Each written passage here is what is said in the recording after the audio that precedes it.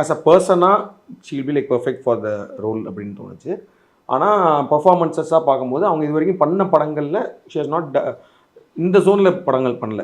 But அந்த ராதேஷாம்னு ஒரு படத்தில் வந்து ஒரு சின்ன போர்ஷன் நான் பார்த்தப்போ ஐ தாட் ஷீஸ் ஆக்டிங் வெல்ன்ற மாதிரி. ஸோ அதனால் அவங்க உள்ளே வந்தாங்க. அவங்க உள்ளே வந்தப்போ அவங்க கதை சொன்னப்போ வந்து நான் சொன்னதே இதுதான், இந்த மாதிரி வந்து is not nothing related to previous roles and இது அண்ட் இஸ் வெரி கொஞ்சம் இன்டென்ஸ் ஆன ஒரு ரோல் தான் and we have lot to perform. So she was very interested in that. என்ன ஷி வாஸ் லைக் இந்த மாதிரி ஒரு இதான் ரோல் தான் ஐம் எக்ஸ்பெக்டிங் ஐ வில் டூன்னு சொல்லிட்டு.